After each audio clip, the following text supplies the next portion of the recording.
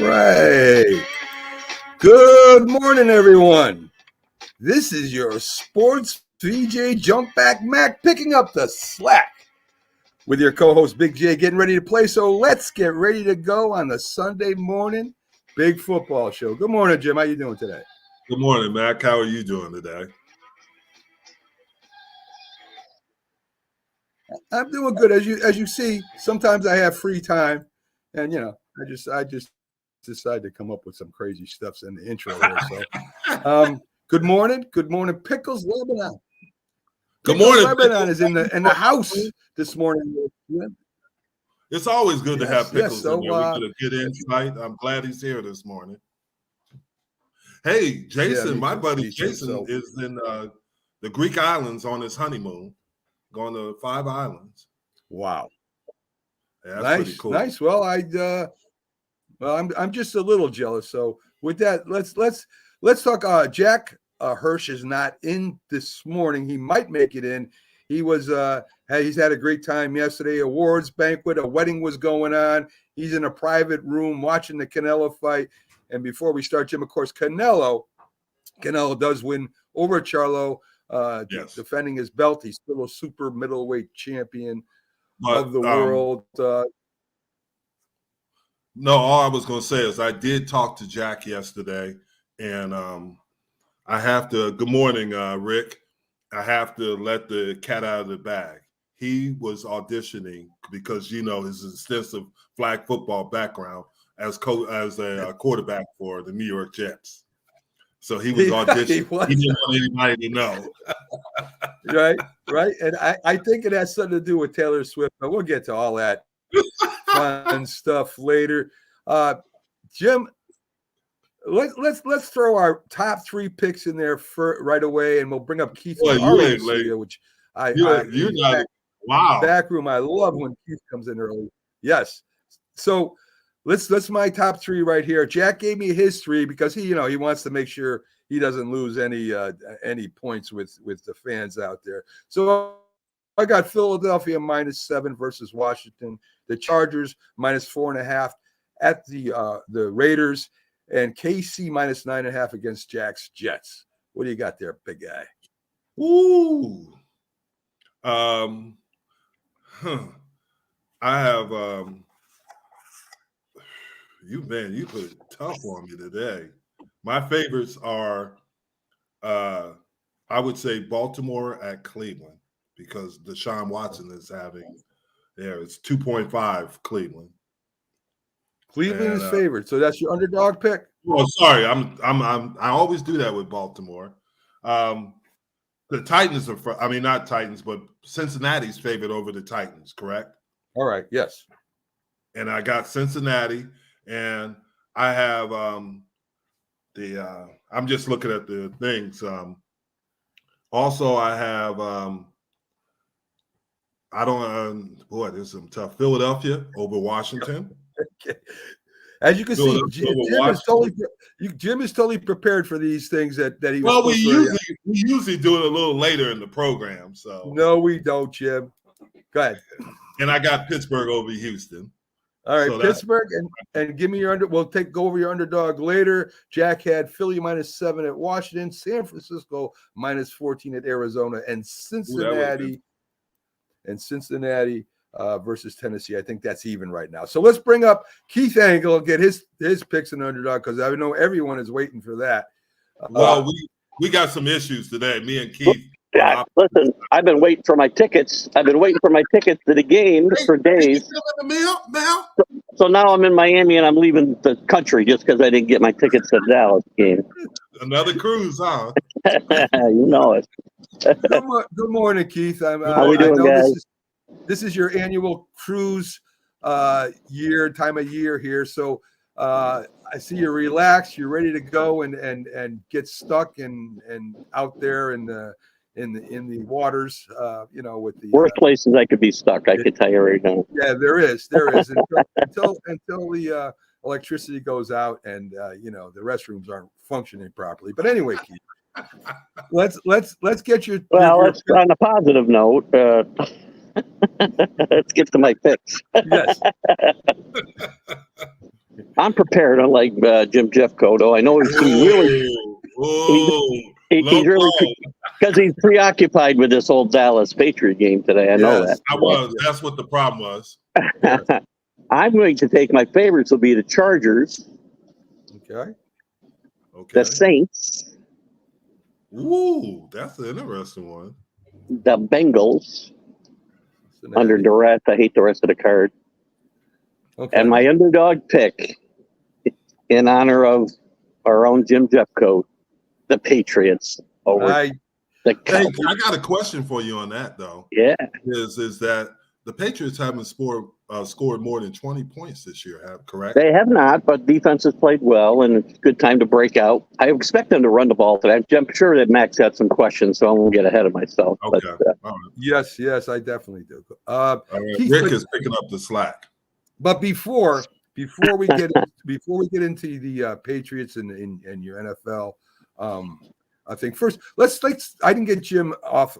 We got a little off course because Jack's not here, and he's well, we know Jack runs the show, so I understand if things go off the rails when he's back here. Exactly, Keith. I love you, Keith, but the link can get missing sometimes. Keith, let's start with the college football. Exciting day in college football. Oh yeah, a lot of things. So let's go over the top 10 first. Georgia almost gets upset by Auburn. Not surprised. It's always a big rivalry. Things can happen. Good game, though. Was it a good game? It was a good game. I give Auburn credit for fighting hard. They played at home, and it's always a tough place to go play. Georgia still wins. I mean, at the end of the day, they're 4-0 and still number one. They won 2 in a row. You got to knock them off to knock them out of number one in my mind. And I got to tell you, Beck played well when he had to, I thought, at quarterback, still growing in that position. And Bowers is going to play on Sundays for a long, long time, for sure. He's a great player. I agree. Oregon State beats Utah. I thought Utah was kind of a fake top 10. They're a good team, but I don't think they're in a top team class of the country. Oregon State is a lot better than what people think, even though they got upended by Oregon. I don't know if they were ready or not, but I think Oregon State is a good team. Well, I think Utah's defense is really good, and they haven't been great offensively because they've missed Cam Rising. He hasn't played yet. I don't think he played Thursday night. I'm pretty sure he did. No, he did not. Yeah, and I mean, this is one of the problems the Pac-10 has. They're going to knock each other off. As you'll probably talk about in another game here that got close that probably shouldn't have yesterday. So Oregon State's good. Came off a tough loss at Washington State last week. Utah's probably a bit overrated. I would agree there. Okay. Number 2, Michigan destroys Nebraska. That wasn't even really a game, and I think we all knew that. Texas, again, I think they should be number 1 in the country after this week. I don't know. You can make arguments for Texas and Washington both, I think, to be number 1, but it's hard. I mean, you look at Georgia; they've won their games. That's all you're really supposed to do. Right. Penn State wakes up in the second half and they end up beating Northwestern 41-13. I don't know why it took so long, but maybe they thought it was going to be an easy game too. I'm not sure, but they did end up winning. And they probably they probably slept in late or something, so they weren't going to lose that game. I agree. Washington. Go ahead, Chip. No, I'm saying, don't you think the Big Ten has the same problem as you said in the Pac-12? I think with Penn State, Ohio State, and Michigan, I think yes. I think the rest of the league's not. I think Pac-12 is deeper than Big Ten, but at the top, yes, same problem. All right. We've got Washington. You mentioned beating Arizona 31. I think it was to 27, if I'm not mistaken, or 24. Washington State. Well-deserved number 7 rating. I think they're a lot better than people realize. This is the first game they played that was even close. They won by 7 on the road at Arizona. Arizona's a better than they're not great. They're not the Pac-12. I would agree. I hate to say that. Right. I agree. Sun Devil for life. All right. Well, Keith froze on that one. I'm here. He's back. I'm back. Cup of coffee. He's back. He's kind of like the Patriots today. They're going to freeze. So sorry about that. Yeah, Washington had their first tough game. Arizona, they're not as good as the rest of the Pac-12, but they can give people trouble at home, I think. And Washington won the game again. Mm-hmm. Pickles, who really does produce the show behind the scenes. I'm not sure if you guys know that or not, because I was going to talk about this next. USC, they jumped out fast. They were talking a lot of smack to each other on the sideline. They won the game already. Colorado comes storming back. Could have won that game, Keith. USC's defense is so suspect. There's no way they could win in the playoffs. Yeah, suspect is being kind, I think, Mac. We saw how Oregon shut down this Colorado team. Now it was on the road. Colorado played home yesterday, but USC's still got those cracks in the defense, and that's what's going to be their Achilles heel. I mean, they were an onside kick away from maybe losing that game yesterday, and they had it well in hand. They had that game well in hand, and they should not have never got that close. I agree with you 100%, and I've expressed that about Lincoln Riley. He is a great offensive mind. But I've been in that scheme, and they don't put any emphasis on defense. Yeah. Well, they better score 60 a game. Yeah. Yes. And they have the possibility of doing that. They could do that, yes. And Rick, for all of what he came in strong, saying that he hasn't interrupted us yet. So, Rick, good job there filling in for Jack. Rick's a good man. Rick's a good man. Yes, he is. Notre Dame did everything they could possibly do to lose that game yesterday. Penalties, craziness, fumbles. They should have lost that game, Keith, but they pulled it out in the end. So Notre Dame does get by Duke, and the quarterback got hurt. Hopefully it's nothing serious. Yeah, we can look at it a couple of ways. I bet Duke yesterday +6, and Notre Dame did everything they could to keep, as you said, to keep Duke in the game. They could have been ahead about 25 points at halftime. They kept not scoring, shooting themselves in the foot with penalties, and Duke was actually ahead late in this game, 14-13, and Hartman converts a 4th and 16, I think, late in the fourth quarter. The first series when Notre Dame ran the fake punt, that was a big one. That was a big one. Yeah. Yeah. Well, I mean, I maybe the coach is still a little green. Because the team doesn't seem as disciplined as it should. It falls on the coach's shoulders, Keith. So I think that's it. I give him another year. It is a good Duke football team, though. This isn't a bad team they beat. But you got to remember, this team beat Clemson, if I'm correct. Yeah, they handily. Yeah, handily. Yeah, and they should have beat Notre Dame. Ole Miss. What a game that was, going down to the last drive. No, again, LSU. They won. They lost to Ole Miss 55-49. Me and Jim were talking about this before the game. I really don't think Jim Kelly is a playoff / head coach. I mean, he's good, but he's not great. Yeah, Brian Kelly. Right? I'm sorry, Brian Kelly. I was going to say Chip Kelly, but there's a lot of. Well, you remember all those. I don't want to get into the Super Buffalo's history, so with Jim here, we'll talk later. No, go ahead. No, just kidding. You talked about Jim because of those Super Bowl losses. So. Yes. But anyway, Jim said, he's heard that he's more into himself than anything else. He's not a very nice person. Never been a fan of Brian Kelly, to be honest with you. I think he did less with more at Notre Dame than a lot of coaches might have done. But, this game, first of all, no defense played again. Went back and forth. LSU was way down in this game, came back, was actually ahead. And then Ole Miss comes back. Nice win for Lane Kiffin and Ole Miss. But this game and the Georgia game, now Georgia's 4-0.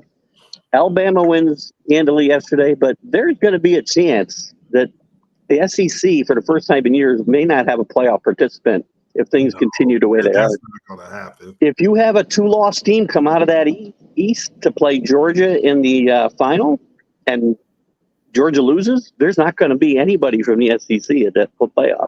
I just can't foresee that. Only a possibility. I'm not saying it's a sure thing. I still like Georgia to win their third straight, but I don't believe Georgia's going to win their third straight, but because everybody's catching up with them. But I think they're still pretty good. I think they're a good team. I think what you said at the beginning of the show is their offense It's not like Bowers is great. The quarterback is average, and I think You know what? So it looks like the whole team's good or really good, right? The offense is good, the passing game's good, the running game's good, the defense is good, but none of it's great like it's been in the past. That's my point. Right, And right now, you see right now, we're starting to catch up with them. Yeah, and they could all get better, late in the year. Yeah, that's no question. Keith, I mean, we haven't predicted who's going to be in the national playoffs. I heard it might go to 12 early as next season. I hope that happens for the playoff. It is. That's a definite. It is definitely 12 next year. Yeah. So, but I think the top 4, I think you're going to have a lot of surprises this year. I can see Texas in the top 4. I can see Oregon in the top 4. I think Oregon has a shot at winning a national championship this year. I will tell you now, if we hadn't talked about this, I'll tell you who I picked before the season. I picked Georgia, Ohio State, Florida State, and Oklahoma to get to the Final Four. Oklahoma with a big win yesterday, 50-20 over Iowa State. Yeah, but that's Iowa State. They still haven't played anybody. They're winning big, but they haven't played anybody. They got some tests. They play Texas. Next week is the test for both those teams. Big game. And I think Texas is a way better team than them. And I'll tell you why. Oregon beat a good Kansas team. They knocked out that quarterback early. Yeah. Texas beat a good Kansas team.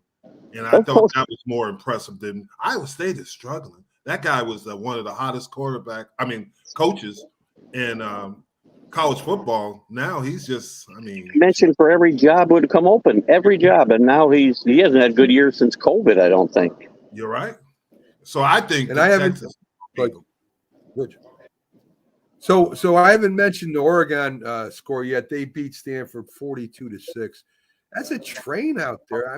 I really think that Oregon has a shot this year, as well as Texas.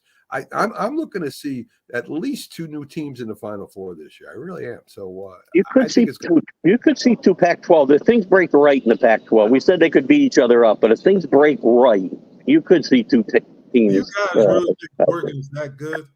I don't say it'll be Oregon though. It'd be Washington, and watch out for somebody from the outside like Washington State playing great. Watch out for Oregon State. They are Oregon State. I know that coordinator. I've worked with him, and he's really good. Yeah, I don't think Oregon State is as good as Oreton. I really don't. I think you're playing that Civil War. They call it. You got to remember Oregon State and Washington State got a chip on their shoulder too. That's what I'm saying, and both of them are undefeated, correct? Yeah. And Jim. No, Oregon State lost to Washington State last week. Oh, yeah, that's right. Yeah. That's right. And Jim feeling bad that Jack isn't here. He brings up the Civil War reference. I don't know where that came from, but yeah, if we'll talk about Civil War later. Well, but Jack lived the Civil War. No, Jim's just talking about it. They play for some trophy. They do. Everybody plays for a trophy, don't they? And I don't know. And correct me if I'm wrong, guys. I don't think Oregon was even involved in the Civil War. I don't think they had anything to do with the Civil War. I'm pretty sure they were not. I'm pretty sure they were. Yeah, so that's kind of silly to me anyway. So great stuff, Keith. I love it when you come in here and talk college, and Jim is very very knowledgeable of college football too. I'm starting to get back into college football again. I think it's more exciting than the NFL. Probably always has been. But the NFL is a big market, and people watch it more for stories, I think, than football now. It's really changed a lot.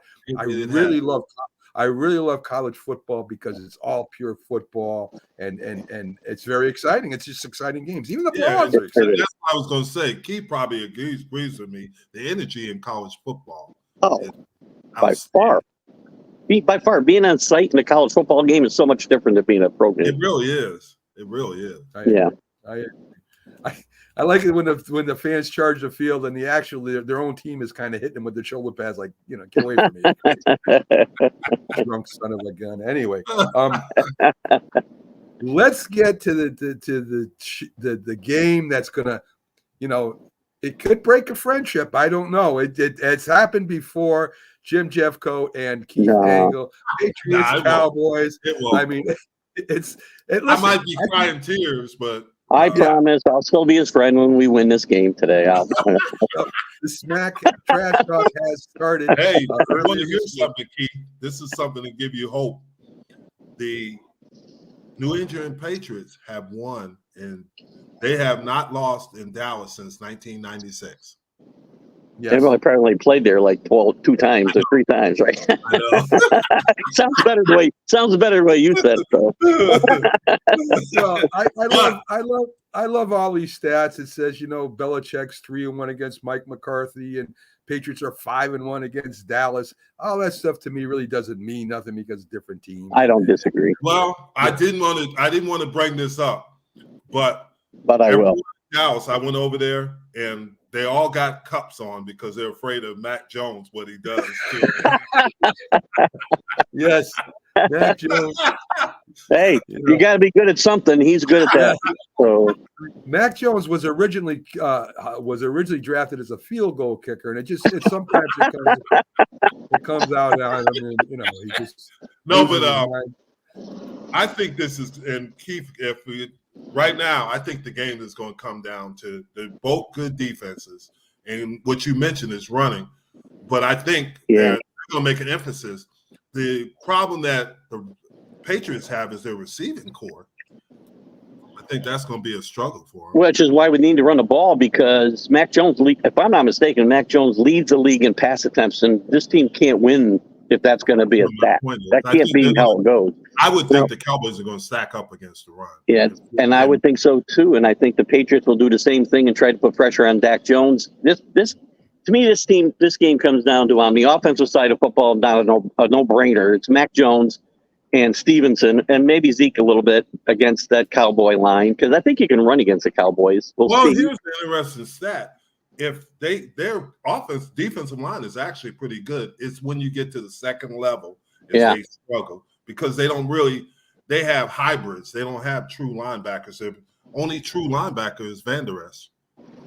Well, we need to get the running backs into that second level. I know that. So, and by the way, Christian Gonzalez against CeeDee Lamb will be a nice matchup today when they match up too. So that means the Gallup and Brendan Cooks are going to have to show up. And you're going to see the punt returner. He's going to have to show up too.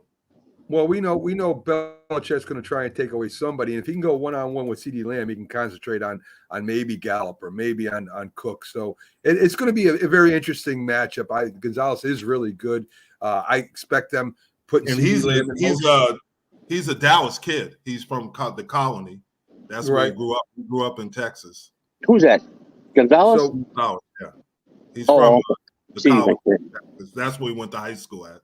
Yeah, which is just a suburb of Dallas. Yeah, I think Christian Barmore. Is Zach Martin playing? Yes, the only one who's not playing is Tyron Smith. Yeah, Martin's banged up pretty good though, right? No, he just has an ankle injury. Yeah, that's all. Very good. And then we know where to start. We know where. Can we get him on the field when Mac Jones is out there so we can target that ankle? Listen, them offensive linemen, they play with injuries all year. I don't know how they do. They do. Good point. We're lacking too. We're lacking a big one today in Cole Strong too. By the way, he's out. Oh, really? Let me write that down. They downgraded him to out yesterday. Wow. Yeah, that's what I'm finding out. The teams that are really doing well, they're limited in injuries. You look at Philadelphia. They have it in their secondary, but their offensive and defensive line, there's no injuries. Well, you know what? Yeah. I mean, it makes sense that if you don't have injuries, because how deep can teams be when they're paying quarterbacks and wide receivers the money they're paying them? You're not going to be as deep talent-wise as you've been in the past, and it's the offensive and defensive lines that seem to take the brunt of that talent-wise as you go down the roster. Yeah, another big game we haven't really talked about is Buffalo and Miami today. Huge game. Huge. Sure, well, Buffalo wishes this game was in December, but yes, of course we're going to talk about that. Pags, Jim. You sound like Pags. Man, listen, Pags, that's an insult. That's an insult. Jack, Pag. Listen, you can't win today. Yeah. Well, whatever. I mean, and I just invite anybody on anyway. So, Keith, me and Jim haven't talked about the Detroit Green Bay game. We talked before the show, but we talk on air about it. Listen, I think Jordan Love is a good quarterback, but he comes from behind one game and they're already comparing him to Aaron Rodgers, and it's unfair to the kid. I think very unfair. He'll be a good quarterback. He's not going to be Aaron Rodgers, or he's not going to be Brett Favre. He's going to be a decent quarterback that needs, a little help, and he's not going to win games by himself. I don't see it. No, and besides that, I mean, this kid's their offensive line is terrible. I mean, there's a lot of bad offensive line out there, including my teams, but this offensive line looked atrocious the other night against the Lions. He had never had a chance most of that game, I think. So give it, and you're right. Don't compare. And they do this all the time, right? You're going to be the next so and so. Well, just be a great player on your own right. Don't worry about comparison. Yeah. There's never going to be another Brett Favre or Aaron Rodgers, Tom Brady. That's true. But here's the thing I like. I like Jordan Love because he's under immense pressure and how he's handling it. Yeah. Player. And I know he's been in the league for 5 years, but he's doing the right things. And you're right, his offensive line. Back at Terry, we don't know. He might be done for the year. Yeah. And he doesn't have the talent that maybe the Rodgers had or the Favre. And I'm not saying he's one of them, but he's keeping them competitive. I don't give Aaron Rodgers credit for a lot because I've bashed him a lot over the last few years. But one thing I've heard coming out of Green Bay as he left was that he did, unlike his predecessor, he worked with Love to get him ready for this moment. And that's probably one of the reasons he's handling things the way that he is, because Aaron Rodgers helped him, unlike Brett Favre, who would not help Aaron Rodgers even a little bit. Did you hear what he did, too? He after he beat Chicago, he's saying, thank you for continuing to own the Bears. Rodgers sent Jordan Love a message about that. Oh, that's cool. That's cool. Yes. Pickles brings up a good point. I've been saying this since they got to expand the rosters because of the injuries. They have to, or they got to let the guys start hitting earlier again. One or the other. You either do one or the other. If you want to keep the rosters at that point, let them hit in preseason, or let them hit during the season too, maybe for that matter. I mean, right? You don't hit it all once the season starts. Jump in the game. I agree 100% because you're not getting acclimated to it. But interesting is I've never seen it. I don't know what the cause of it is. How many hamstring injuries that these players are getting? I've never heard of that for offensive linemen even they're getting them. Yeah, Jim, go ahead, Keith. No, that's okay. Good. The training is a lot different today than it was. We've talked about this before. They put so much emphasis on lifting weights and all this other stuff that I don't think back when there was as much. I think you guys played. You were. I'm not saying you guys weren't strong and that you did some weight training, but it wasn't such an emphasis. This is why I think a lot of running backs get hurt. A lot of the pass rushers get hurt. The offensive linemen that are trying to hold off the defensive linemen are putting pressure. It's just, I think it's over the top now. And I think that's why there's a lot. But you don't see a lot of defensive linemen having. Well, there are, but for the majority of defensive linemen, they're not getting these hamstring injuries. No, not like the other ones. Not like the other ones. Unusual to me, and I agree with you because somebody said Byron actually being a receiver, he said that the old days they ran the ball more and they were going forward. Now it's such passing is such an emphasis. They got to get back and brace themselves. That's an interesting point too. Yeah, that's a great point. Yeah. Well, they should come train with me, I think, on a cruise ship, and I think they'll do much better. Keith, just put it in us, Keith. Yeah, Keith checks the bar menu before he does go for these cruises. That's how he picks his ships. I'll be on the ship menu. I should be on the ship by about 10:45. They got a drink waiting for me when I get there. So, Keith is always having a great time, and that's why we love having him on. Keith, and then he wore his Patriots. You saw his hat. Got his Patriots. I saw he got the old Patriots hat. I got my Pat Patriot today. Going old school on your ass, Jim Jeffcoat. That is the first time Keith Angle ever swore on my show. I'm offended. Actually, I may have dropped an F-bomb one time. I don't know. I'm sure it was towards Jack, so not you, Mac. I'm nervous about today.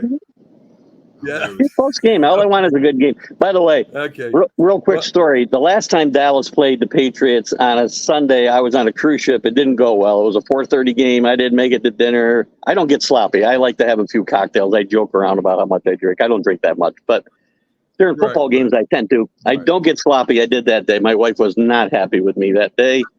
Said this will never happen again. So I got to be careful today. Keith, start drinking. Man. All right, So, all right. As I said, she can't always be your. She can't always be your designated driver. That's not what she signed up for. She can't drive the whole ship, Keith though. Angle. Thanks, guys. Keith Angle, All right, TGI Sports. Good Talk. luck, Check Jim. it out. Have a good one. all right. All Good right, luck, we'll see Jim. you. Thanks a We'll lot. still be friends after we win. He didn't hear it. Yes. Maybe. Hey, Yeah, he Robert. heard you. Hey, So let's morning, bring in guys. Robert Butler from Sports Scope. How you doing, Robert? So as you know, folks that join the show, that follow the show weekly, and those are just joining right now, Robert comes up and tells us some of the bigger stories in the NFL that we are following. And I didn't have this on your list, Robert, but I did see it That's okay. yesterday. The NFL and the gambling policies have changed, where they are allowing some kind of form of betting right now, as long as it's not on your team, if I'm not mistaken. I think or it's been tracked down to 2 games instead of a full season. I forget, but I know they've changed their policy. Do you have any news on that? Yeah. Basically, they just went a little bit more lenient on the non-sport betting on non-sports from the work. This is from Adam Scheffner. Will now lead to discipline. First violations, a 2-game suspension without pay. That's more, reasonable. Second is a 6-game suspension without pay. Third violation, suspension without pay for at least a year. So that is betting on games. Like, say, if you have an app like mine, FanDuel, whatever, and you're working out at the facility. I don't make them up. I'm just saying what the league is now doing. So essentially, a team like the Titans who are struggling bad offensively, they're bringing in guys. Nicholas Petit-Farid will be back, and Jameis Williams from the Lions will be back from suspension. Right. Hey, Jamie. So we bring it. Hey, we bring in the Philly sports guy all painted up and ready for the Washington Redskins. Pags, of course, we got Robert Butler on this segment, as you know. So bear with us and make your comments as we go through some of these issues that we're bringing up. Miami drops. Okay, what do you? Yeah, I'm mute. I guess. Did you mute yourself? No, you muted me. Yes. I figured you were trying to keep me quiet because I had something to say to Jim. How about them Cowboys? I lost. I don't have any excuse for it. Wow, boy. Yeah, there isn't any excuses. That was a bad loss. But So it was a bad loss. hey, it's a whole new week. It's a whole new week. Yeah. I just had to say That's that. right. So let's speaking of last week, let's talk about Miami doing something that hasn't been done in about 60 years, dropping 70 points on those Denver Broncos. What do you think, Robert, is going to happen if they turn around and they lose to the Bears this week? Do you think there's going to be problems in Denver? They play Buffalo at Buffalo, and actually, No, Denver. It's a Denver. He's talking about Denver. Buffalo. Yeah. Huh? I'm talking about He's talking Denver. about Denver plays I'm the talking Bears. about Denver. obviously. Oh, Denver. Okay, I'm sorry. Yeah, that's a great game too. I can't wait for that Buffalo game. But when a new coach takes over a team, he sometimes has to make adjustments. Maybe some secondary guys, defensive back coaches get fired. Maybe Vance Joseph, even though Sean Payton's saying it won't happen right now. Well, we know how that is. So, and remember, folks, Andy Reid had to fire his original defensive coordinator when he came over at Kansas City and brought in your guy, Mac, from the New York Giants, the former defensive coordinator there, to help tighten up their defense. Something like that could possibly happen. I doubt if they fire Sean Payton for all the money they're paying him after 1 year. Right. I do agree. I do agree with you there, Robert. Let me get your and Pag's thoughts on this. The Chiefs beat the heck out of Chicago, which I think anybody could at this point. But the whole game was about Taylor Swift. They're going up to play the Jets. Again, Taylor Swift. Is this year going to be remembered for the Chiefs season, or is it going to be remembered as the year of Taylor Swift and Kelsey? What do you guys think about that? You go ahead, Jamie.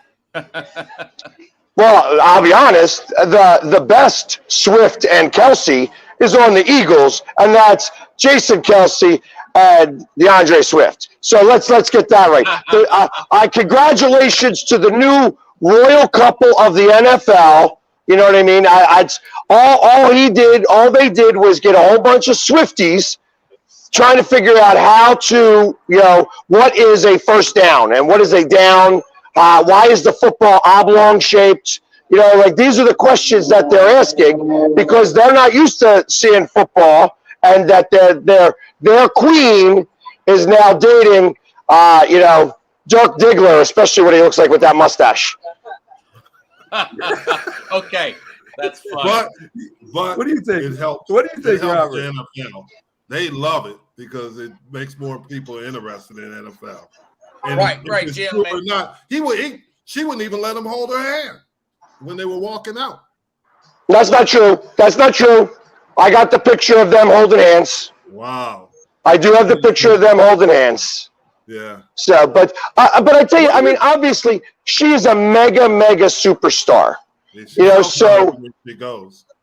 And with her comes millions of fans that had no interest in the NFL before, and now all of a sudden are buying Travis Kelce jerseys. Exactly. So, I mean, it just made everybody a lot of money. Yeah, that's what.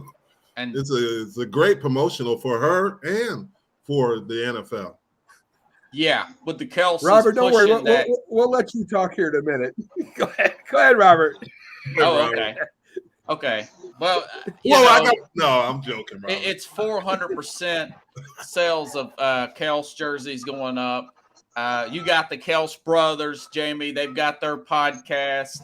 This is great marketing for them. And maybe it's getting some more Swift fans that are football fans or kids of football fans. It is good cross-promotion marketing. That's what it feels like from the very beginning. By the way, Travis Kelce seems like a good guy, but he will do anything for money or brand. I'll say this. I mean, Bud Light commercial, yes, vaccine commercial, pro-Putin, Ukraine. If they offered him the money, Travis Kelce would do anything to get that up there. That's what it feels like. Nashville, Robert? Huh? Didn't he build a place in Nashville? He probably did. Everybody comes here, man. It's just nice people, good place. Taylor Swift lives here. He showed up at a Target. Yes, they have to coordinate stuff every time she goes. But I hate to say this. She's like the Elvis or something. Hey, the charity event. Okay, I'm sorry. The charity event we had yesterday, we flew somebody up from Nashville.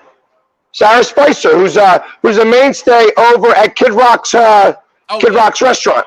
Nice. And I hate to say every this, country Swift singer's is got a originally from restaurant down here, Pennsylvania. Jamie. Yeah.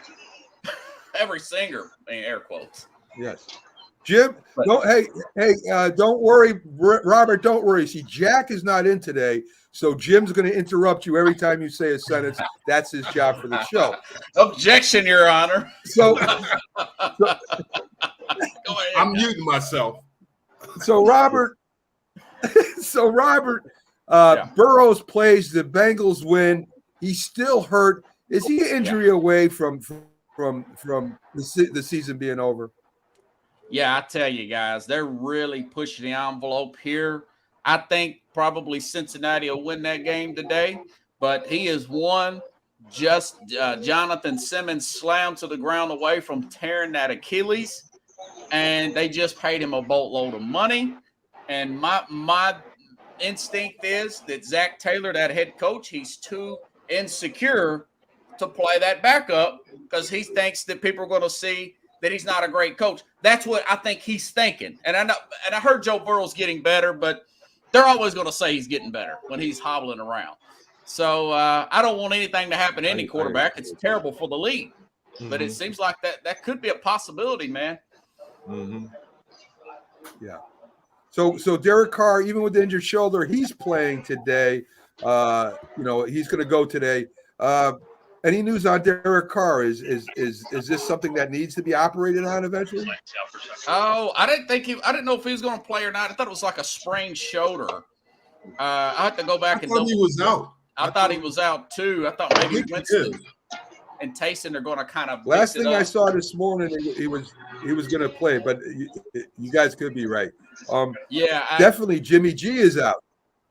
Yes. Now, this could potentially save Josh McDaniels' pro career if this Aiden O'Connell, who had a great probably the best preseason of any rookie, not regular season. I know C.J. Stroud's played really well in Houston, but Aiden O'Connell, 5th-round pick out of Purdue, playing really well, getting the start over Hoyer, which makes a lot of sense anyways.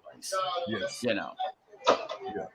I definitely agree with that. A little bit, of course, the Jets. Joe Namath said he's had enough. Pags, this is for you too. Joe Namath says he has enough. Fireman Ed says pull the plug. They're calling for Wilson to be benched. I mean, he doesn't need any more pressure on him than he already has. And I think Namath and the fans better start easing up, or the Jets are going to just get pulverized every game. I don't think it's fair for the kid. And now we got Taylor Swift coming to town. Oh, that'll be a quiet crowd there tonight. No, it'd be huge. What Namath was saying is the guy fell down. Nobody even touched him. And he took his first sack on his own. He didn't get up. He doesn't look like he's being competitive out there, And as far as you're hearing a lot of rumors about going after Kirk Cousins, another guy who can't play in big games, Jamie. I'm thinking, I read a report this week that there's a possibility that Will Levis for Tennessee could be playing in November, and possibly Ryan Tannehill, who's got a connection to the Jets because of Todd Downing, the former offensive coordinator, is now the passing game coordinator for the Jets. There's a connection there. That would make more sense than a guy like a Kirk Cousins, because there's some familiarity with the offense, and he's a little better athlete. Although, you need a really good athlete and totally change that offense, because their left tackle is going to be out probably for the season, Dwayne Brown, if not the whole season. Yeah. What do you think, Pags? What do you think about former players calling out current players? Honestly, I feel like they do it to make themselves relevant. It's like I know that he's having a hard time there with the Jets. Listen. He got thrown into a rough situation. They put every asset that they had in the preseason for Aaron Rodgers and forgot about him. And then Aaron Rodgers is gone now. So this is on the Jets. This isn't really even on Zach Wilson. And I feel like that, like I said, to be able to save face with the fan base, that's why you have to go after Kirk Cousins or somebody of that stature. That's the only reason. And I still think when the Vikings go 0-4 today, and after Kansas City make sure that the Jets score maybe 7 or 10 points, that they're going to have to really do something to save face with the fan base. And the Vikings are going to go into kind of like tank mode. Yeah, but this guy was a top 5 pick in Zach Wilson, correct, Robert? Yeah. And the problem you have is you expect him to be better. I know you don't have any control, but that's just scouting. And I mean, the guy he's not ready, and I understand that he's not ready, but he's got to play, and he's got to play better for them to be successful. But they got Cook, and they had the running back from last year, and they're not helping the offensive line. He's got, it's true, he doesn't have a lot of people helping him on offense other than Garrett Wilson. Yeah. Well, and that's what I'm saying. It's a mess up there because they put all their eggs in the Aaron Rodgers basket. Yeah. And that's the problem. You know, Pags, you know, guys, what I see out there is I see a quarterback that has no confidence at all. Players are coming over to tell him what to do and what play, and you know, I don't know if he can do it. He's got to finally put his foot down and say, shut the hell up. I'm the quarterback. I'm running this huddle. If you don't like it, too bad. And the coaches have got to start coming to and supporting him, telling the players, if you want to yell at your offensive coordinator, you're going to go on the bench. You've got to tighten that up over there. Or like Pag said, with the Cowboys imploding, right now the Jets are imploding. Yeah. But what you look at is a third team running back is yelling at his position coach. What kind of junk is that? Right, exactly. That's what I'm saying, Jim. Yeah. So I mean, it's a shame what's going on over there right now. I mean, there is nothing. We talked about this on the debate show. Nothing I can think is more devastating that would happen with the Jets and Aaron Rodgers. From we're going to the Super Bowl till we may not win, 5 games this year. It's so aggressive. Do you ever notice that when a team loses, and I see it here in Dallas, this is the worst team that's ever been in the Dallas Cowboys. Before 2 games ago, this was the best team in the last 10 years. I mean, you're going to lose, and there's very few teams that go undefeated in this league. I mean, it's been the Miami Dolphins, only team. So you just got to get better as the season progresses. I agree with that 100%. Chandler Jones, Robert, having problems right now, mental issues, was arrested. He said he was put in a mental institution by the fire department. I mean, it's got to be some kind of mental disease that he's dealing with right now. Yeah, he's had problems going back to 2016, where when he was playing with the Patriots, had a similar issue where he said he smoked some synthetic marijuana. He shows up at the police station, paranoid, in his boxer shorts, really bad, kind of freaks out New England. They move off of him, and now he's been cut from the team, guys. He violated a temporary restraining order. I guess that was some kind of domestic thing with a girlfriend or something. I wouldn't be surprised if a Bill Belichick, though, doesn't re-sign him and give him a non-guarantee to help out with a pass rush and have him do some counseling or something. But that is a sticky situation down there in Las Vegas, to say the least. No doubt. No doubt, Pags with his fans getting pictures taken and everything over there on the side. The legend of the Philly sports guy is always around. It really is. Let's talk a little bit about the head coaches. We'll bring Pags in for this too, because the Raiders, bad call, going for the field goal, and even the Chargers head coach. I mean, even in the win, he's lucky that they won because of his calls. What is it up with these 2 coaches over there right now in the AFC West? Yeah, it feels like they're overthinking the situation there. Now, Brandon Staley, I can't believe he did that. Inside his own 30-something yard line, 27-yard line. I think if they go for it and he misses and Minnesota comes back and scores there's a good chance Keelan Moore's your interim coach starting this week, and they've moved off him, But as far as Daniels is concerned, yeah, he's had some questionable issues just dealing with players, quarterbacks. Got rid of Jay Cutler as a very young coach. A lot of people cut him some slack there when he was with Denver, and drafting a guy like a Tim Tebow in the first round the very next year. Then he does away with Derek Carr. It seems like he has communication issues, and he may just very well be coordinator material and not a head coaching type like a lot of those former Belichick assistants. But Robert, don't you think every coach in the NFL is on the clock? And they're just about every one of them. Yeah, but they're one bad season for being gone. Right. Yeah, I do believe that. I mean, other than maybe Andy Reid and Bill Bullock, but hey, Reid's been fired. Technically, Belichick was fired from Cleveland. Exactly, that's what I'm saying. And maybe Belichick may agree to mutually part ways at the end of this season. You never know. In air quotes. Pags, if an Eagles coach was making decisions like that the Vegas head coach has been doing, and I mean, what would happen to the Eagles head coach? Joe Douglas would probably take care of that right away, wouldn't he? Well, Joe Douglas is for the Jets, but if he was here, he probably would have taken care of it. It's Howie Roseman that would deal with stuff like that. Right. I'll be honest, I mean, there was a guy who was doing and making those types of decisions, and his name was Chip Kelly. Yeah. And they said, bye.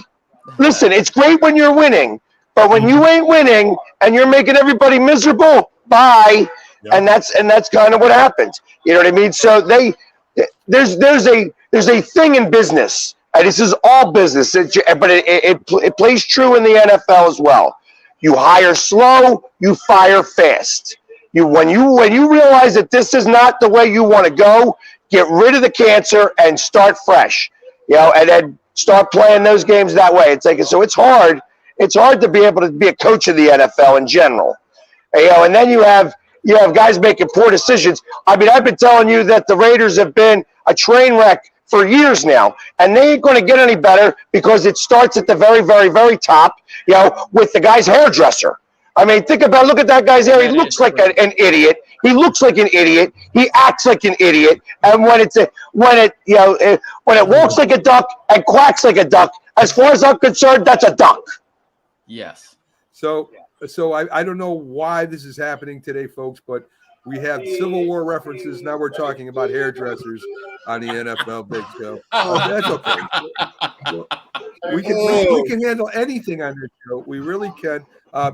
You know, we talk about Kirk Cousins going to the Jets, and you know, as good as Kirk Cousins is, which I think is a little above average, he makes a big mistake against the Chargers. 13 seconds left, and he doesn't spike the ball. I mean, this is a veteran quarterback that should know better, and then they turn around and they blame the fans for being too loud, Robert. I mean, what? How do you blame the fans when you? And that's a home game too. I mean, Cousins is a very good guy. I saw the documentary, the little quarterback documentary with Netflix, but he is a good locker room guy.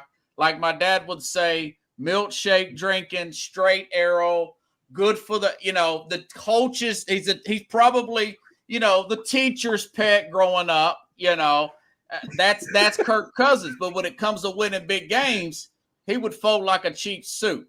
Could you imagine a guy like Kirk Cousins in Philadelphia, with all those lackadaisical mistakes that he makes in big games? But here's the thing about Kirk Cousins. I have a little insight into him. He is an Eddie Haskell. He's going to give you what you want to hear. I'm just telling you the truth. Because I know that he is the guy that gives the cameras a different look than what he really is. Yeah. Well, we've been talking about it for years, Jim. He's a coach killer. He's a coach killer. That's what he is. He really is. Everywhere he's been, the coaches are getting fired. He won't probably do it this time, obviously, because the coach of the Vikings new, and he's on. I'm telling you, when he gets a chance, they are coming for the Philly sports guys. You hear right now. If you got to take off facts, we understand. Robert, I love the country analogies. I mean, I love straight shooting and all that. That's great. That adds a lot to the show. And thank you again, Jim, for bringing Leave It to Beaver to the big football show. We tried to. I'm sorry. Yes. Well, you can get all your 30s and 40s television show references and all your hairstyle situations all taken care of in one show. Yes. We are here to help you fans out for you, man. You gotta have a good show. It really. Yes. Yeah. Now they got to go to Wikipedia. Who was Leave It to Beaver? Who was Eddie? Right? I mean, this show is just full of information. I promise. Yes. So, Robert, we got a few minutes left here for your segment. Can you put together your fantasy team for us for this Sunday? Folks out there that are fantasy football players. Yeah, let's see what we got here, guys. Pay attention. Yes. I got it screenshotted here somewhere. Get my list and check it twice, like Santa Claus here. Okay. This is like a cap league, guys. So it's not a draft league. This is just for the money. A guy like Russell Wilson, he's very low money-wise for FanDuel, DraftKings. Got him against Chicago. This Devon Achin, Miami had a huge game last week. Yes, I think Miami's going to use him a lot more in the flat against Buffalo. Damian Pierce, running back for Houston. Pittsburgh's 28th against the run, as good as their pass rush is. 28th against the run. Tyreek Hill. I think that Buffalo's game going to be probably over that 53.5. Feels like a 34-30 kind of game. And I've got Jamar Chase going against Tennessee. I see Tennessee every week, man. They're going to give up 100 yards and a touchdown to the leading receiver. You can count on it, not unless something happens, not unless Simmons, knocks out our guy Joe Burrow. Tutu Atwell for the Rams.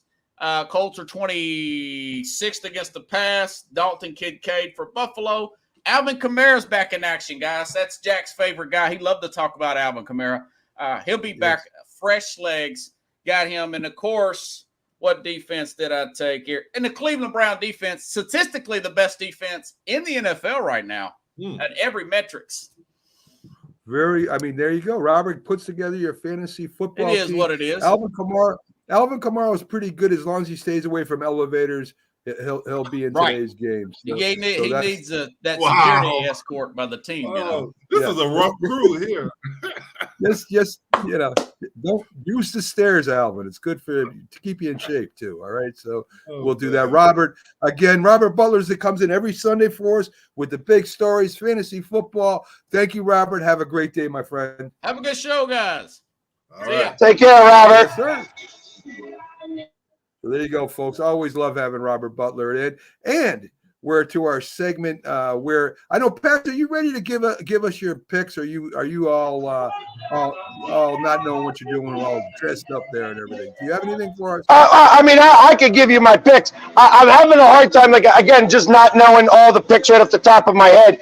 I know who my winners are going to be, but I'm not sure who's an underdog today, to be honest. Okay. And there was a lot of close games that I thought the underdogs were the lines were too close to really call them a dog.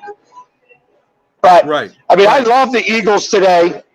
I think Arizona, after playing that great game last week against Dallas, actually I didn't even think it was that good of a game. I think Dallas just played that badly. Gets smoked today, and and then what was the Jacksonville catches back up for their home game against the Titans. Playing now. They're playing in England, right? Well, they start in a half hour. Right. 9:30 start time. Oh, yes, that is true. So you got Jacksonville. Okay, so you got San Fran giving Arizona 14 points. You got Philly giving Washington 7, and you got Jacksonville. Let me see if I can get that real quick. What is Jacksonville? Well, I know the favorite. I'll get to that later. Underdog pick, Pax. You have an underdog pick So where was that? There was the one game. I could probably go crazy and say that Chicago. I think Denver is an absolute ridiculous train wreck, and I think that they're more of a train wreck than Chicago, even though everybody thinks the other way. Really? Okay. So you're going to take them with 3.5 points then. So we got you. All right, cool. And as you know, folks, during this segment, me, Jim, and Jack give our underdog pick, and let's get that all queued up for you so that we do. Well, before you guys do that, because I don't have much more time here, but I do want to talk to Jim for a minute. Jim. Okay, go right in. Now I know that you have had you watched this last week, and there's no excuses that could be made. No, but the team itself was pointing fingers a little bit at each other. Do you feel that this game is a must-win situation? Yes. Not necessarily for the players, but for the coaches. I don't know if as much as the coaches as the players. And the reason I say that is because the players didn't play well, obviously, last week. And they always put the emphasis, and I said this before the show, on Dak, but Dak can give up 220-something yards on the ground. The defense has to play better, and that was the thing. And the there's obviously issues on offense with the offensive line, with the health of it, but there's no excuses. There's no excuses. And I think it's more on the players because, this is still probably the best team they've had in 10 years. And they have to play like that because their next couple of games are going to be rough. They got San Francisco, they play Philadelphia, and then they're going to have some tough games coming up. So this is see where you're at. And this is not an easy game against New England. This is not an easy game. No, their defense is pretty sound, and they can score. I think that, again, the number that to beat New England, I feel, is like 21. You score 21 points, you should beat New England. Yes. And that's what I said. Yes, because New England hasn't scored over 20 points the whole year. So right. I agree with that. I agree. But I kind of feel like that this is, I know that, when we talked about it, I was talking about this implosion that's going to occur. And I feel this game is really a very specific game. I thought it was more on the coaches to make sure that they could hold this team together by winning this game. That obviously you need to make sure to put the players in the right position to win, but that the coaches got to do everything to make sure they win this game, because if not, the implosion is coming. I don't think the implosion is coming, and the reason is I think everybody says this every year about McCartney, but he finds a way to get them to play. And that's why I think he doesn't win the big ones. He won the Super Bowl, but on a consistent reason, he finds a way to motivate this team. And like I said, there was no excuses for last week because you can say what you want. That wasn't on the offense. That was on the defense because they knew they had injuries in the offensive line. And they knew that they would have to change their game plan, and they didn't adjust. But that's still in the defense. They're a lot healthy. And the kid they had played Diggs, Bland, actually, other than that penalty pass interference, played pretty good. So you can't use that as an excuse. They attacked him on the off tackles. That's when they attacked him at, and that was terrible. It was fundamental stuff. Right, yeah, exactly. Van Der Esch had a really bad game. Actually, you could say Micah Parsons had a bad game. Yeah, he was over pursuing all over the place. That's where that's where you talked about that on our show a little bit. Nobody was staying in their lanes, and because they were leaving their lanes, it left things wide open for the Cardinals to run all over you guys. And the best thing that probably happened to Parsons is Belichick. Belichick is telling the truth. This guy is a very good player, don't get me wrong, but he is not Lawrence Taylor. Lawrence Taylor was probably once in a generation kind of player. You can say what you want, but there is not going to be, obviously, maybe another Lawrence Taylor, because that was the difference. And that helped him now. Belichick told him, you're not Lawrence Taylor. Because Lawrence Taylor wasn't that he made things. When he walked on the field, you knew you had to. Yeah, I don't know. That's a poking of the bear, I think. Why would you want to do that against a guy who probably leads that defense? And obviously he's a great player, Micah Parsons. Yeah. But why would you poke the bear like that? I don't quite understand. But I feel like and I get that. You know what I mean? Lawrence Taylor. I don't like to compare players to other players. Why would you try to compare to one of the best players of all time on defense? Because if I go back and look at the tape, I bet you in year 2, Lawrence Taylor made certain mistakes very similar. Or year 3, very similar. There was, he was a great player, but he learned how to be a great player because he was coached up right. Yeah, and that's some of the difference. Taylor was wait. I'm going to do it, Jack. Wait. Lawrence Taylor played on one of the greatest defenses in the history of football. It wasn't all just Lawrence Taylor. They allowed him to become that big disruptor that he was. They had one of the greatest linebacker crews in NFL history, a great defensive line, an underrated defensive secondary. That defense was built from top to bottom. Lawrence Taylor is one of the greatest linebackers of all time, no doubt. but a lot of it has to do with playing under one of the greatest defensive coordinators of all time, one of the greatest head coaches of all time, and one of the greatest defense of all time. So the team, it has to be the right situation. I agree with what you're saying, Mac, but he picked the level of that defense up. There's no doubt, but the defense like, allowed. If you want to compare, Reggie White was the same way. Pags, Jim, the defense allowed him to do that. Bill Belichick allowed him to do that. And they put him in the position you can listen. Parsons can't be as dominant as Lawrence Taylor if that Dallas defense isn't dominant as the Giants defense was then. So there's a lot of reasons why things happen. You can't just take one guy, as Pags said, and compare him to another because it's a different situation. It's a different team. So Pags is 100% right on that. But if you say that, why is TJ Watt so dominant? Now, because he has a great defense he's playing with, and another defensive pass rusher on the other side. You know what Robert said? The 28th in the league against the run. Right, but I look at him as, I think of Robert Mathis from the Colts. That he was a great disruptor because he's good at winning the one-on-one battles and actually getting off the double teams and making disruptions. That's what makes TJ Watt so good. He's part of the reason why that defense is so good. The problem is that they don't have the guys next to him to really stop the run. So you can run right at him and get by him because he's always going after the quarterback. So that's some of the difference. But isn't that the same thing that happens to Michael Parsons? Is that people run at him, and it's a little bit different as opposed to running away from him. Definitely. Yes.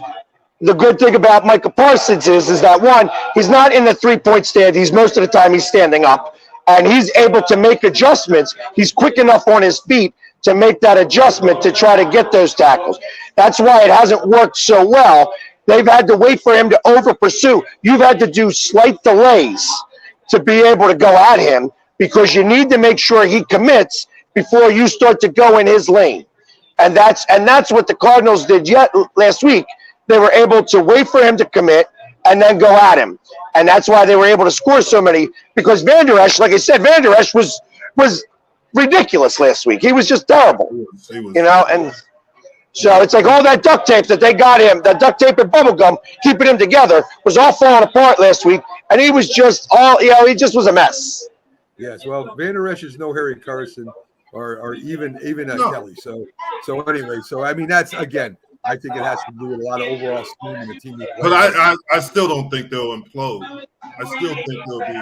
I think McCartney does a good job of keeping that team together. And I didn't see. Go ahead. They'll be in the playoffs. They didn't point fingers. They took accountability. They'll be in the playoffs again this year, Jim. There's no doubt about that. They're still one of the top four teams in the NFC. There's no doubt about that. So I don't have any worries about Dallas making the playoffs.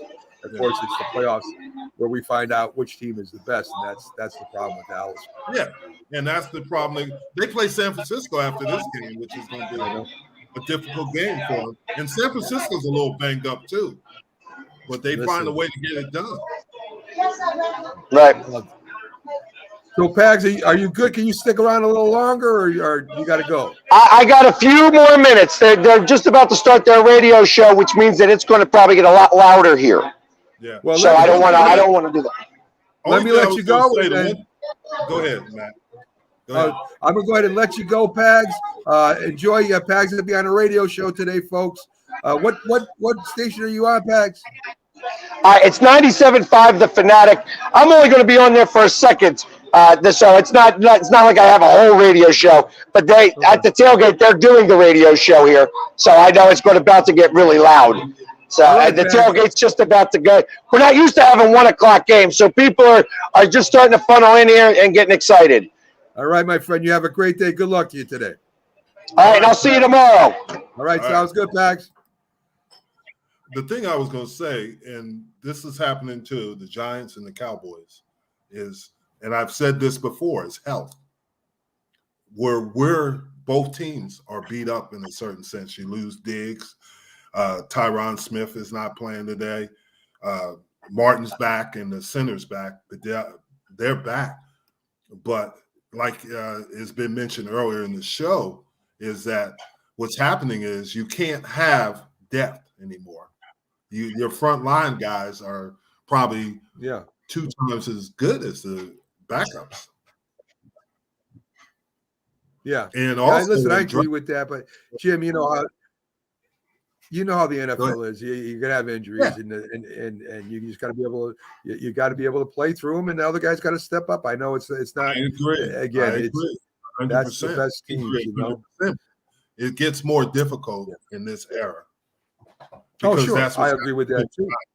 I mean, Saquon Barkley is the best back in the one of the best backs in the NFL, and not having Saquon Barkley makes an emphasis. And I think the Giants will play Seattle well. I don't know if they'll win. Seattle is only a 1.5 favorite. You know, if you I don't know either. There's going to be that defense better become ready to play and hit and be ready to hit Geno Smith if they want to win this game. So Jim, go ahead. Let's give the folks our underdog pick. You know, and again, we got to do this right, man.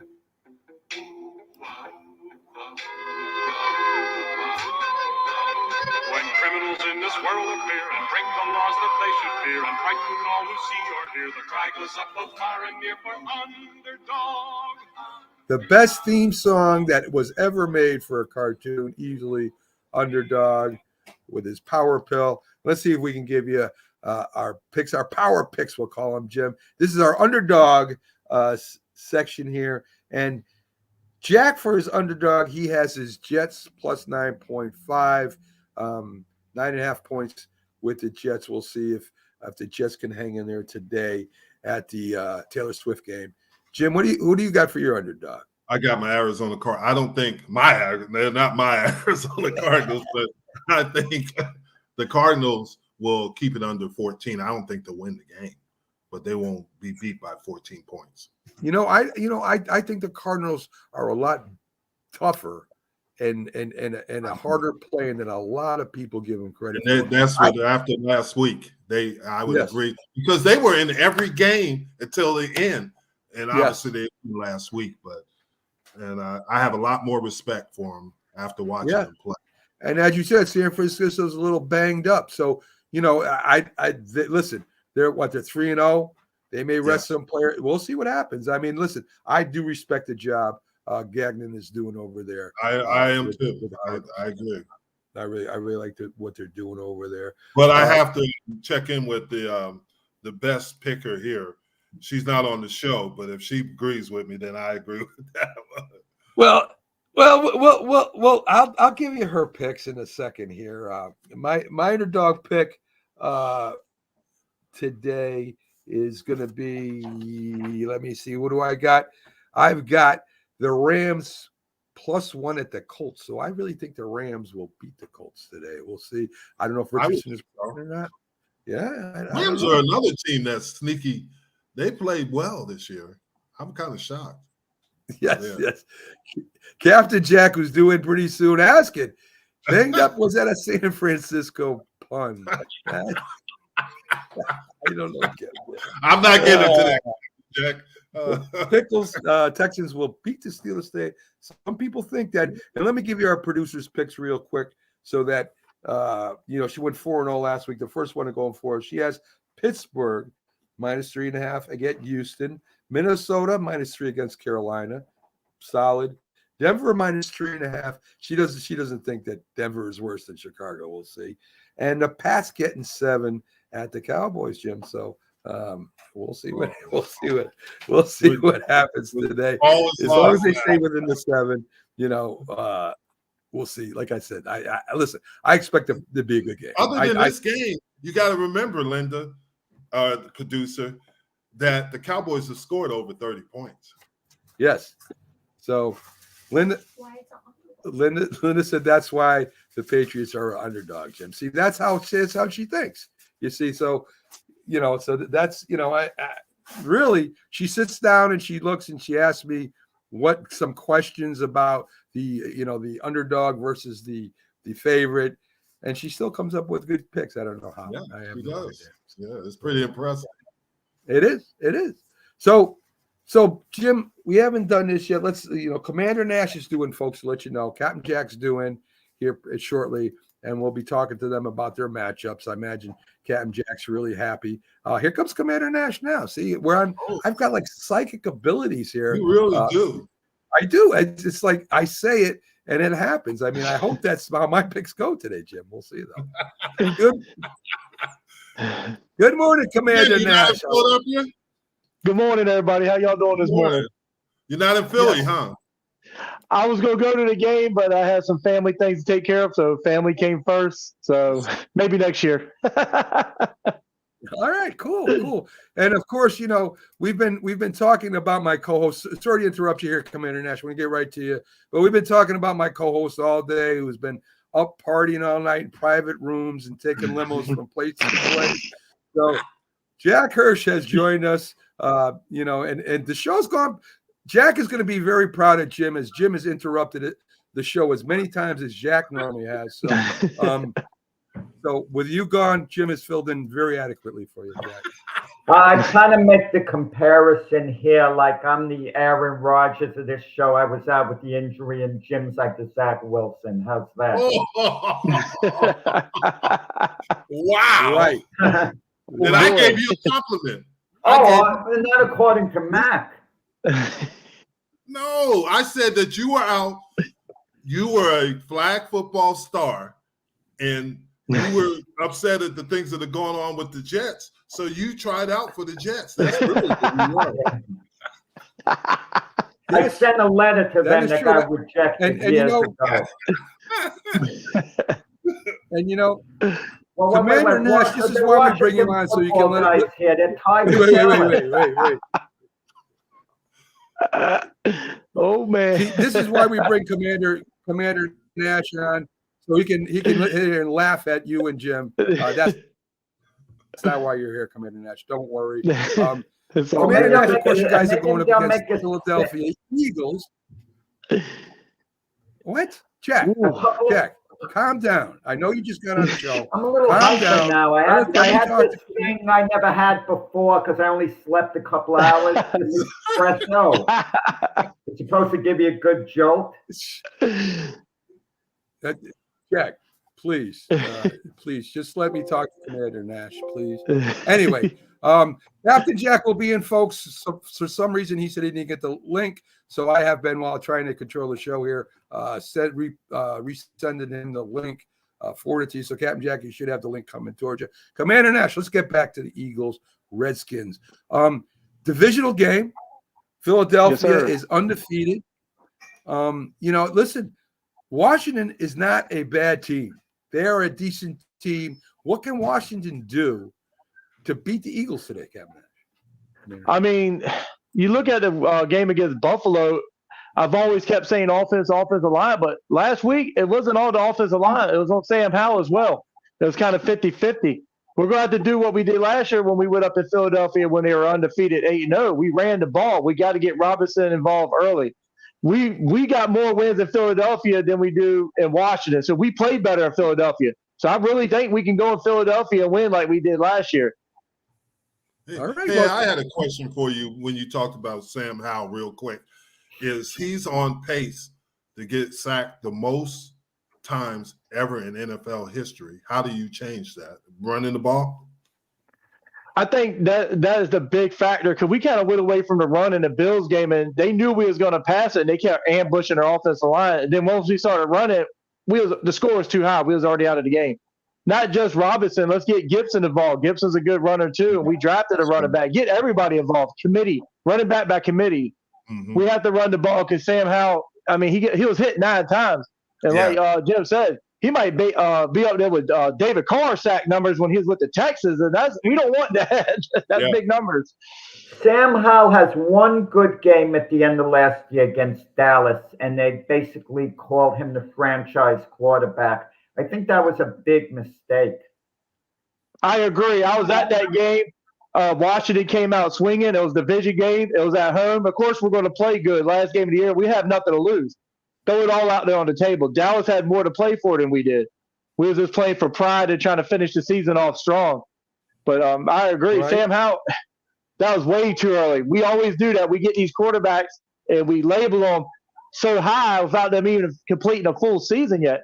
And a lot of our fans are already calling for a pull for Sam Howell. I don't think we do that. I think we let them play the whole season and develop, because we keep pulling quarterbacks. We'll never have a franchise quarterback. Closest quarterback we had as franchise was Kirk Cousins. He put up 3 consecutive 4,000-yard seasons. We ain't even seen numbers like that since Mark Rippon and Jay Schrader and Doug Williams back in the 80s and early 90s.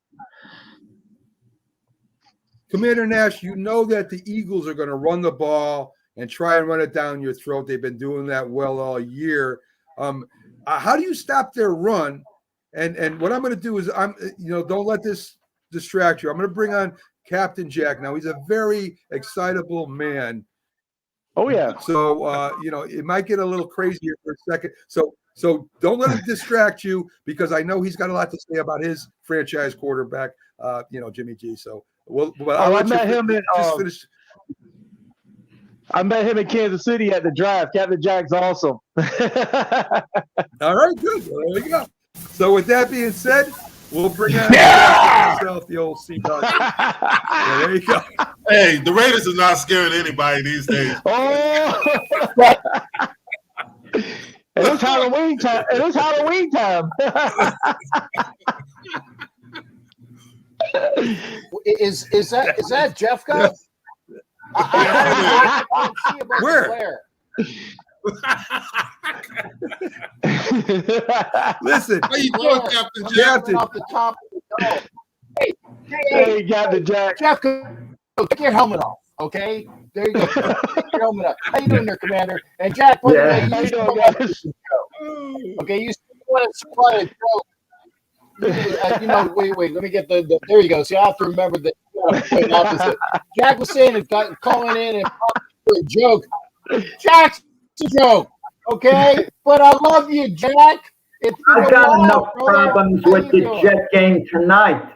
I got to wait all day. I mean, I can't be put out of my misery halfway during the game and get it over with. I got to wait till tonight to get my. You get to see Taylor Swift, though. There you go. That's where. Hey, that's Is it right it a there. good idea for Aaron Rodgers to go to the game and be on the sidelines? That's a bigger question. I knew this was going to happen. Captain Jack comes on, the show just goes south.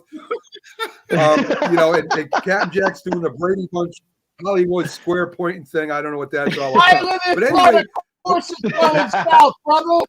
Hey, I'm a Yankee down south. Of course it's going south. Come on, man. Give me some. All right, okay. Don't worry. I'm going to get to you in a minute, Jack, about your Raiders, who are terrible. But Commander Nash, how do you stop that Philly run? We got to hit them early. Our defensive front, they got to stop over pursuing and trying to get sacks. They need to stay in the gap and contain the running backs. Our linebacker core is still not as good as I wanted it to be. We should have went out and got some linebackers. But last year, the running game, they did decent, but it was Brown and Smith that torched us in the air. I'm more worried about A.J. Brown and Smith, because, it hurts. We're not good against running quarterbacks. You've seen what Josh Allen did against us. We got Philadelphia. We got to keep their offense off the field. We have to run the ball. We don't run the ball, we don't win. That's point blank. We have to run the ball. All right. Listen, it is point blank, and I still think Swift is going to have a big game. That guy and that offensive line is dangerous. Oh, he's doing great. He's doing great in Philadelphia. I agree. Captain Jack, let's get to you and your franchise quarterback, Jimmy G, who I knew was going to get hurt again. He always does. And now I don't even know who the name of your backup quarterback is, Captain Jack. Can you tell us that? He had a good preseason, O'Connell. He did. We don't even know the name of our backup quarterback. We don't even know the hell's going to play today. Okay. And by the way, I'm getting rid of some of these windows so I don't sound like I'm coming from a submarine. Okay. Thank you, Captain. How good's that, man? I'd laugh if I understood you, Captain Jack. I'm sure it's funny. But let me ask you this. Devontae Adams, your best offensive player, when's he going to want out? He's not going to want to put up with this much longer. No. Well, if you what's the deal? look at the tabloids, he already wants out. Yep. I don't know. I tell you what, if you get who I want, by the way, if you watch my shows on the Captain Jack channel, I've been saying this for a while. By the way, I got a lot of shows. Some of them are here because I got to keep within the Northeast Streaming Sports standard of not swearing. And then some of them are uncensored. So come on as you will. Okay. Come over to my channel and hear what the foxtrot I'm talking about. See, I cleaned it up for the show. Okay. I'm an old sailor. Captain Jack. Do I go on your show Sir. and tell them to come off your show and come watch my show? I don't do that, right? No, this is a great show. I'm just saying, if you go to the Mac and Jack show, you expect to see great Mac and Jack stuff with Jim Jeffco. Again, I can't make sure. I'm trying to see if that's Jim, but the glare is that's way Jim. too And much. Captain Jack. Captain Jack, Okay, the reason you can't see me is because you've been watching Sir. that bad Raiders football and it's messed up your eyesight. Oh boy. Captain Jack, keep in mind. Well, that Matt- actually, that is true. Wait a second. You asked about it. The Raiders are good for about. Let me see. They were good for like 2.5 minutes in Buffalo, which I was there, front row, by the way. They were good for about Opening a drive of about four. No, it wasn't. No, hey, what? You are incorrect, sir. It was not the opening drive last week because he had a 3-and-out, and then they scored. against Buffalo. Okay, Didn't they- I was there. Didn't they, against Buffalo, Against Buffalo, it was 2.5. It was 2.5 minutes because I was there. And you're trying to tell me I wasn't there? 2.5 minutes, Jackie. The rest of the game you weren't there. Okay? I watched the Raiders march the length of We're the not field. going to get a word in go anyway. up 7-0 against Buffalo. And you Then I have had the to delay do a few happening. scores and You they have were the losing delay 31-7. happening because Jack came in late to the show, and you know, and I was a Captain holdout. Jack will just continue to aggravate Jack for the whole show if I let him. So what do the Raiders do now, Captain Jack, for the rest of the season? I mean, you know, is Denver Broncos better than the Raiders? You've got two teams right now, the Chiefs and the Chargers, that are going to compete for that playoff spot, maybe get a wild card. What's going to go on with Denver and the Raiders? You think? Okay, well, first off, the Raiders have their only home game of the season today in Los Angeles. Their only home game of the season of the season is in Los Angeles. There will be more silver and black folks in that stadium than there will be people wearing whatever the hell their colors are, you know, blue and gold and garbage and, you know, all that other stuff that the garglers wear. Okay. I was there last year for the home opener. You didn't see me on TV. I was right after the big play that Hobbs made against Herbert. Now, going back to the quarterback situation, why I was so rudely interrupted by Jack in the corner. Okay. Yeah, some of them with Devontae Adams. That had something to do with the quarterback situation. They got Taylor Swift. Yeah, I like your Jim. And by the way, Commander Nash, good seeing you, brother. And of course, you too, bro. to my shipmate up here. See, I can learn how to point to the right. There you go. Go. What do you want to hear first, Jack? You want to hear that I was up early this morning? I want to know. I want to know, is Josh McDaniels on the hot seat? Is the relationship of Mark Davis so solid that he's in good no matter what? Good question. Yeah. Okay. To answer your question, sir, because I will be kind enough to do that. Okay. This is a hot seat bowl today. Today is a hot seat bowl. We don't know who's going to get fired first, either McDaniel or Staley. Now, my money's on Staley, and I'll tell you why. First off, Mark Daniels, he was the guy on TV that produces comedy shows. Anyway, Mark Davis is so effing cheap that he does not want to pay 2, if not 3 coaches at the same time. We don't even know if he's still paying Gruden. We don't know that yet. If he's still paying Gruden, which is a possibility, and he's paying McDaniel for whatever money he's paying, and to get rid of McDaniel, no, he doesn't want to do that. He's too freaking, I cleaned it up for you there, Jack, too freaking cheap to pay 2, if not 3 coaches at the same time. So McDaniels is okay, providing he doesn't lose the locker room. Now, that is the big question of the day, okay? The Raiders have played well in spurts, and that's a joke I will just not even go for, okay, because that's just way too easy when you talk about spurts. But the point is that the Raiders' offense needs to be in sync. They have been in sync. They were in sync actually in the fourth quarter last week against the whoever the hell we were playing last week. God, it's just like a bad memory. Who was it? It was somebody of our favorite. Yeah, the Stillers. The Stillers. No, say it correctly. It's Stillers and Eagles. Remember, you got to say it the way that they say it up there. The Stillers. I tell you what, it was a blackout in Allegiant. It definitely was a blackout at Allegiant for the first time almost ever. But the other black was wearing black and gold instead of silver and black. But they came alive. They came alive in about the fourth quarter, where you had Jimmy Garbageopoulos, who actually started to get some passes in. But I saw him because my seat's right next to where the Raiders come in and out of the tunnel. I saw him lead for the first half, okay, and he didn't look really good, okay. So the point is that we don't know whether he was under that concussion because he's still under concussion protocol. He's out for this game.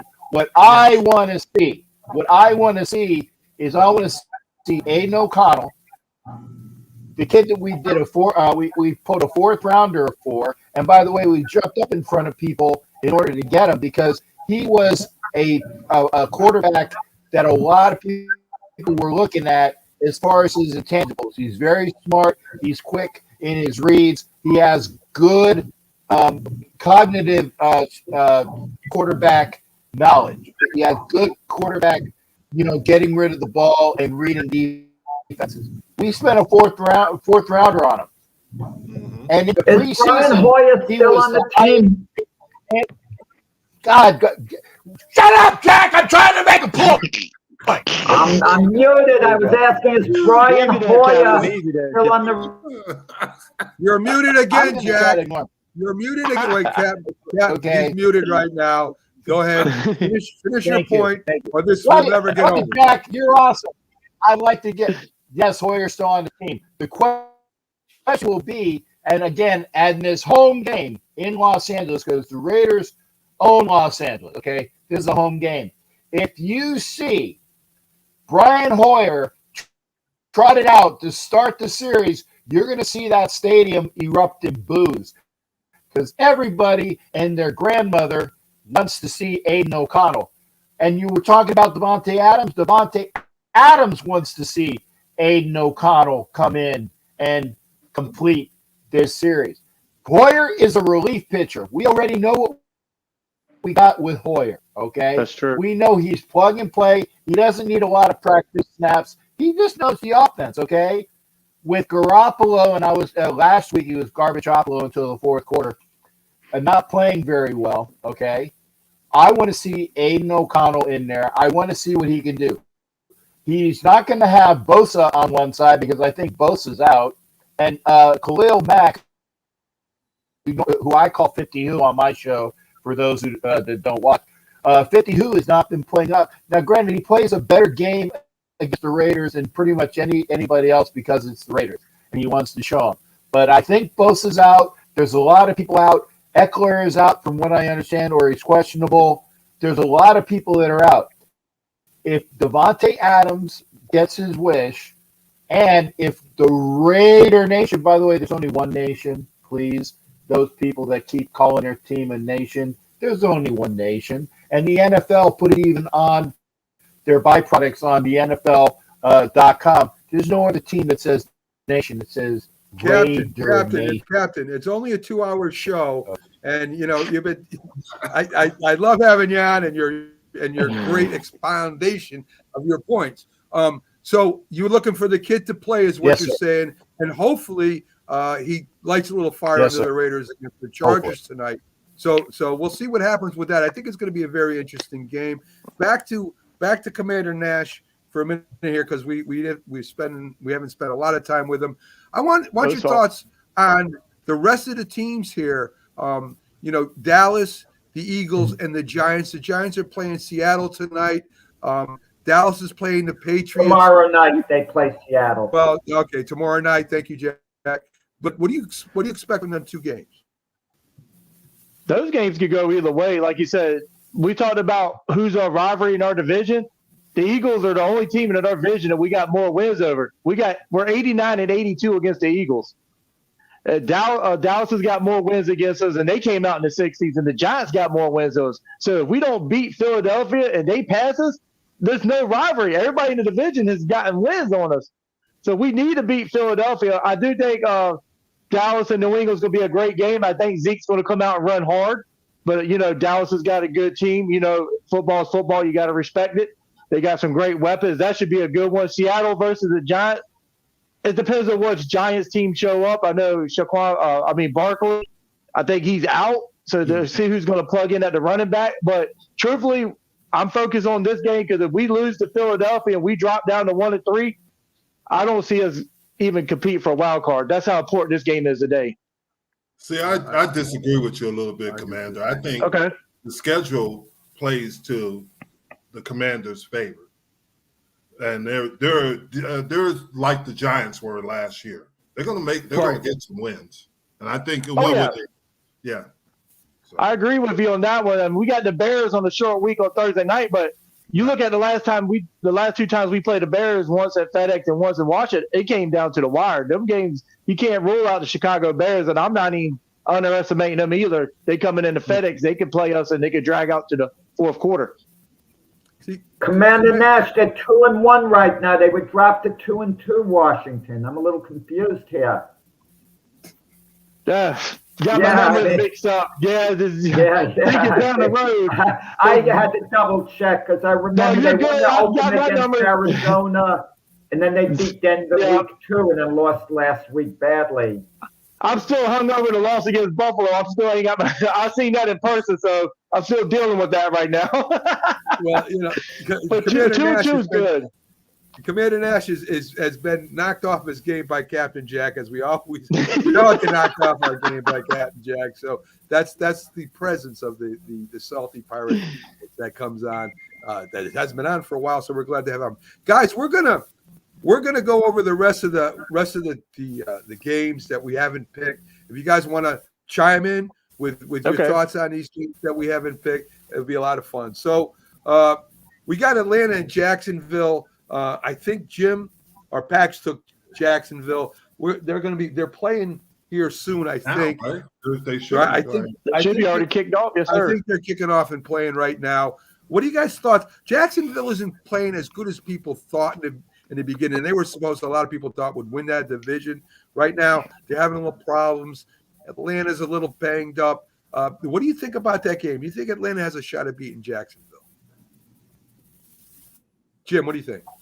I think I'm going to go with, this is just me, I'm going to go with Atlanta. And I think you were right, Jacksonville is not playing well, and I think Atlanta's going to take advantage of it with their running game. And I could be, I haven't been very good this year. No, you haven't, Jim, and we all know that. Jack, what do you think? I like Jacksonville, but Jacksonville last year, they reminded me of Jim's Cowboys team that went 7-9, finished strong the second year under Jimmy Johnson, and then made the playoffs the next year. And then, of course, there were a couple of Super Bowls. But maybe Jacksonville isn't taking the next step. Trevor Lawrence has kind of been a little slow to develop. And, Mac, you have to be wincing because Evan Ingram is turning into a star with Jacksonville, and the Giants had him, and maybe it was coaching. Jacksonville should win the game by more than the 3 points they're favored. No wincing here, Jack. What do you think, Captain? What's your thoughts on this game? Well, actually, the what is it? The England. Is it me? Yeah. Commander? Go ahead, Captain. I heard Captain Commander. There's a lot of ranks going around here. Okay. Yeah, there is. Okay. Yeah. Hey, remember a captain outranks a commandership, mate. I'm just saying. Much okay? respect, Navy Jack. captain, Much anyway, respect. over Respect to you, man. I tell you what. I love you as well. I love you as well. Every time we talk about the, I won't say whatever the hell the name of your team is this week. We call them the Commodores, and I put on Machine Gun. I put on Machine Gun by Earth, Wind, and Fire. But when we're talking about the Commodores, Captain. Oh, the pick. Who's your pick? The pick. Yeah. Oh man! You know what? The Jaguars are they own England because they go there every week or every other, what it should be like every year. I think that they're going to have a better stay. I know next week they'll have a better chance because they'll be there 2 weeks. They only stay and then they stay that extra week for that second game.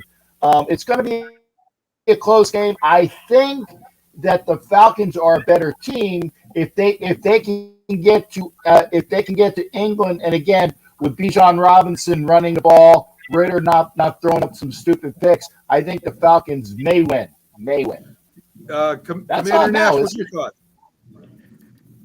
All right, I think a lot of people got the blueprint on Jacksonville from last year. That's probably a big factor why they're struggling. But I'm going with Atlanta. I think Atlanta's looking at their division and saying, hey, we got a shot at this. I think they come out hungry. And like Jim said, and Captain said, I think they come out and run the ball. Robinson, I think they come away to win. I listen. I don't know who's going to win that one. I am not impressed with Trevor Lawrence right now. I don't know. I still think he has problems. Miami Buffalo, a really big game in the AFC. Jim, what do you think on that game? It hurts my heart to say this, but I think Miami's going to win the game. I have to say it in low because I am very hurt on this one. I could see a classic high-scoring game, even though both teams have decent defenses. A Miami 36-33 win. I think it's going to be a great game. Captain, do you have any hope for Buffalo? Buffalo has pretty much and their quarterback has done really well against Miami. Does Buffalo bring Miami back down to the ground? Ooh, that's a yes. I think Miami's going to be coming off a high with scoring 70 points. I think Buffalo comes out swinging and do what they did against us, come after Tua. I can see Buffalo winning this one. It's going to be high scoring, like Captain said, but I'm going for the Bills. So, Captain, who do you got? Between Buffalo and Miami?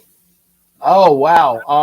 I tell you what, I think Buffalo finally figures out that they need to sustain what they lost the first game of the season. They came out and whooped us in week 2. I like Buffalo at home over Miami, but I tell you what, Miami ain't dropping those 70 burgers on Buffalo because they actually have a defense. I like Buffalo in a tight game. It's in Buffalo too. That's hard, but I just think nobody's figured out Tyreek Hill this year. Well, actually, the porn star did because she said that she would help him in the industry once he's done. I'm just passing news because he said he wanted to do something after football. Let's put another This is why you have me on the show, man. This is why you have me on the show. I did hear that. I did hear that, Captain. Oh my goodness. Captain Jack, remember Jim was a former Buffalo Bill player. Remember that. Yep. Who? Jim Jeffcoat is a former Buffalo Bill. Yes, sir. I know that. I know. And you heard because you were a former Buffalo Bill and you didn't get the invite from the porn star, Jeff. Well, he didn't do much against the Jets, though, when he played against them when he was with the Bills. Hey, where did that come from? I'm just saying. There we go. I muted both of those for right now so we can get back to the picks. I'll turn your mics back on in a second. The Rams, surprising Rams, playing the Colts, who are having a good season. What do you guys think? It's going to be I think it's a close one. I do like the way the Rams are playing. What do you think, Jim? I go with the Rams because Anthony Richardson is playing today, not Minshew. I'm going to go with the Rams. Jack? Yeah. I thought Mitchell was going to be in again. That Anthony Richardson, they were going to be a little careful with him. I like Indianapolis. They're a little better than we thought they were. The Rams have played a bit over their head. They were even competitive in the loss to the powerful 49ers. But I like Indianapolis to, edge them out in a close game. Captain, what do you think about the Rams and the Colts? Well, since the porn stash, Gardner Minshew, is not playing. See, I threw it back in there. And I'm a Gator. I'm a Gator. And I liked Richardson at Florida, but he still needs some more seasoning. I like the Rams defense. All right, cool. And I listen, I think the Rams are a lot better than people thought they were going to be. Pickles thinks the Rams by 6-2. Let's see. We got the Raiders against the Chargers. I know Captain is looking for the Raiders to pull the upset here. I don't see any chance of that. What do you think, Jim?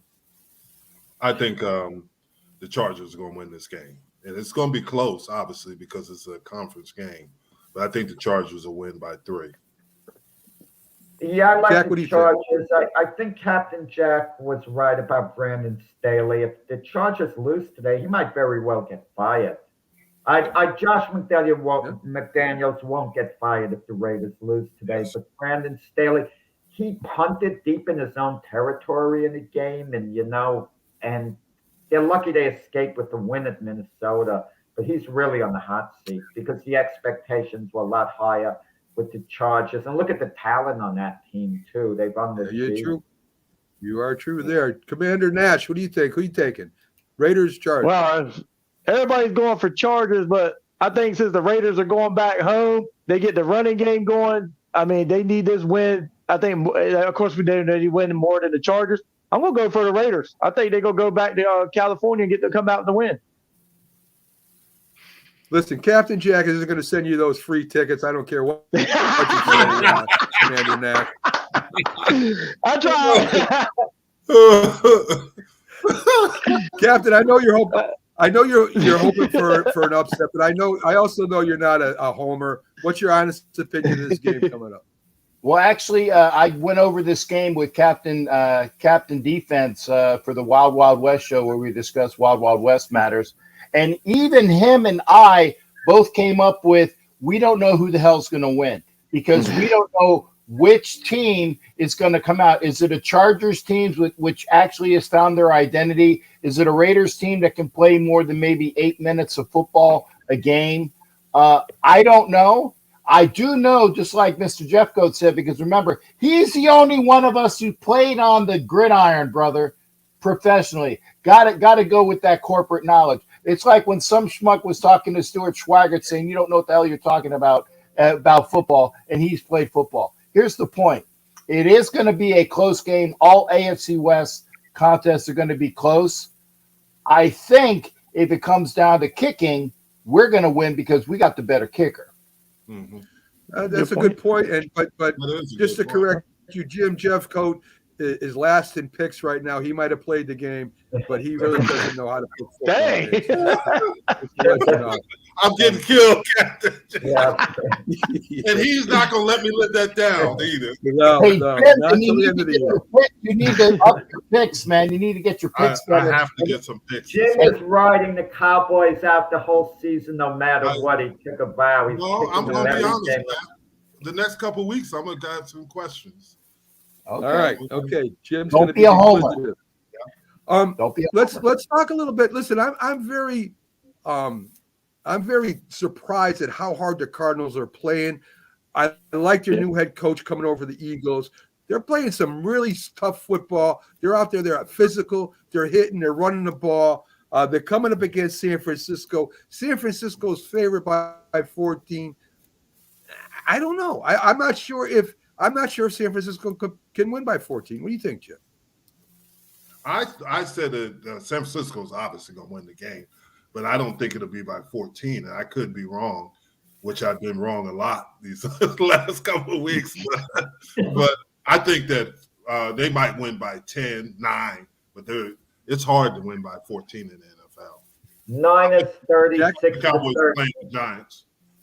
Listen, Jack. Joshua Dobbs, the Cardinal quarterback, he went into the team store. He wanted to buy some gifts, some jerseys with his name on it to give to relatives. They have none of him. They have nothing for Joshua Dobbs in the store. That's how kind of disorganized. Let's not get carried away, you know. Cardinals caught the Cowboys napping. The Cowboys obviously took it way too lightly. I don't think they caught him napping. I think the Cardinals outplayed him. That's just the bottom Well, line. yeah, the Cowboys couldn't have been up for that game. I mean, yeah, I know you're supposed to be up Yeah, for if every you looked game. at the film of the Cardinals' last 2 games, they were close in Washington and New York. So you can't say that. And they blew a big lead against the Giants. But anyway, the Niners at this moment are probably, I think, the best team in football at this moment. It doesn't mean they're going to be it, you know, a couple of weeks from now. But at this moment, there's no one better. I think Philadelphia, regardless, because they're winning games, even though they're not playing on offense at their top level. I would say Philadelphia right now. Well, that's why the Niners at this moment are slightly the better team at this moment until Jalen Hurts. This moment. Commander Nash, what are your thoughts on this game? Do you think Arizona could stay with San Francisco for maybe 3 quarters and maybe lose it in the 4th? I agree. I don't think San Francisco beat them by more than 14. Arizona's been playing some tough football, as we talked about the last 3 games. Of course, the 49ers are talented overall, more better team. I think it's going to be closer. It is divisional, game as well. But I think the Cardinals are going to surprise. I think they're going to hang with them for a while. I think they'll keep it close. Captain Jack's shaking his head yes, so I think he agrees with Jim and not with Pickles, who was with Jackson and the 49ers by Got Commander Nash here too, Mac. I mean, he knows his stuff. Yeah, Pickles is smoking something in Lebanon.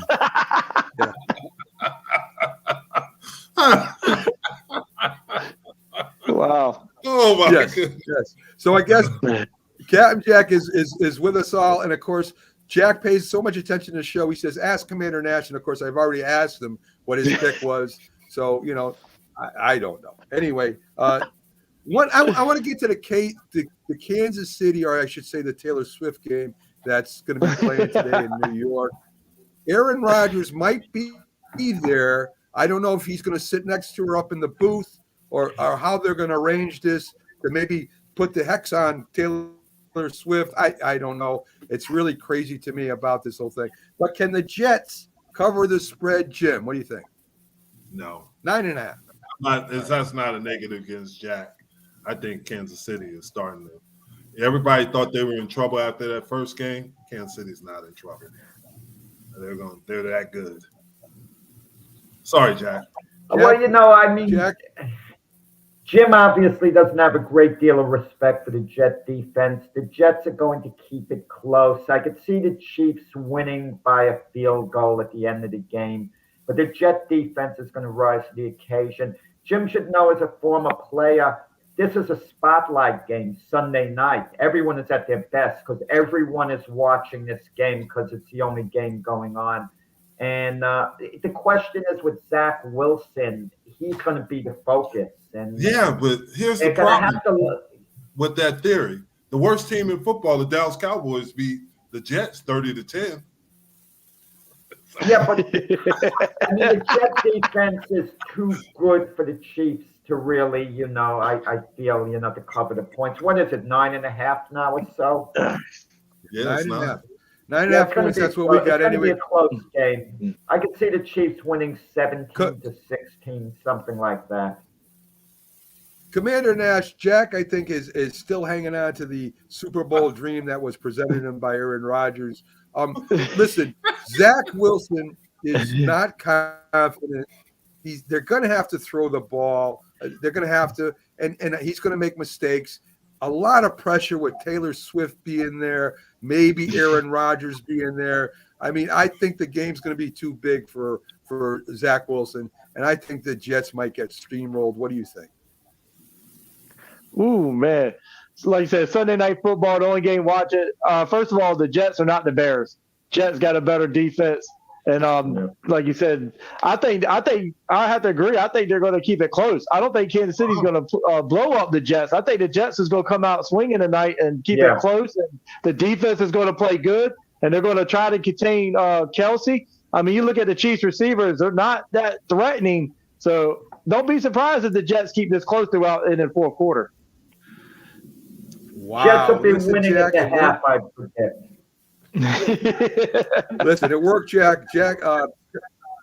Commander Nash, you will have tickets sent to you for the Tyson Fury. What is that fight? So it didn't work. Captain Jack, what do you think? Let's bring some sensibility here. Zach Wilson's a total bust. Well, no, if you're talking about Zach Wilson and bust, you're talking about his mom, because that's the best thing that Zach Wilson brings to his team is his mom is awesome looking as hell. But if you're also, she is, look her up, okay? Come on, guys, this is reality. I do think that 9.5 on any team, even the Jets, is a bit much. I think that they will keep it within those margins. Like I said, it's Sunday night. It's going to be closer than a blowout. And if the Jets get some turnovers, which they might be able to keep it closer and maybe even spring a win. I'm not saying they're going to, but I think that they're going to keep it within those bounds. I think their defense is PO'd, that everybody's looking at, that chick. By the way, that chick up in the booth, all she's doing is she's figuring out how she's going to make her next song about Kelsey. Okay, that's what this is all about.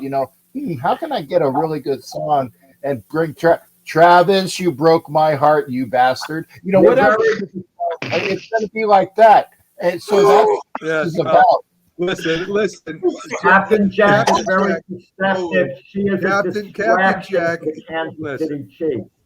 Captain Jack is just a lonely guy who is very jealous that Travis Kelsey is as a superstar girlfriend. Have you seen who I sit next to in my games there, shipmate? You would not even be saying that. Okay? Right. Trust me. This old dude can pull some good stuff. I'm just going to do that. Right. Listen, one more game. I don't even want to talk about this because if the Giants lose Monday night, they got Miami and Buffalo after this. This could get ugly quick. Jim, what do you think? What do you think is going to happen? Do the Giants have to put pressure, and not pressure, but put Seattle's quarterback on the ground? What do you think? Well, Gino's going to have nightmares about being back in New York. So I'm going to go with the Giants. Wow. Yeah, Jack, I know Joe's an avid Giant fan. I know Thibodeau isn't going to be sacking him much, but I told you about him, Jim. Maybe Max will come around. Maybe you will. Seattle, I give them an edge there, but this is the one game if the Giants don't win, it just gets tougher. Seattle has a good team. That's what people don't realize. They look at Seattle on the schedule and think, oh, it's a very winnable game. Of course, it's a winnable game, but Seattle has a good team. I think they're going to beat the Giants.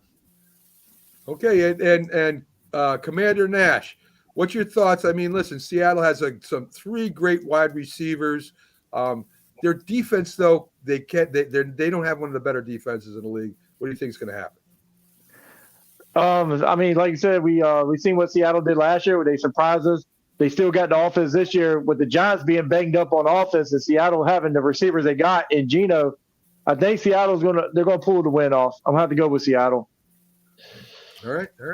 That's the last time you come on the show. What do you think, Cap? What do you think, Cap? Well, first off, I don't know of anybody on the Giants D line that's going to make Geno Smith say, "Oh my God," when they're coming at him. Okay, so I think that enough offense with Seattle. Although they're actually missing Dave Canales, who left Seattle to go down to the fake Pirates here in Tampa. but they're playing well enough. I'm going to say Seattle wins, and Gino says, "Hey, he's like, start spreading the news.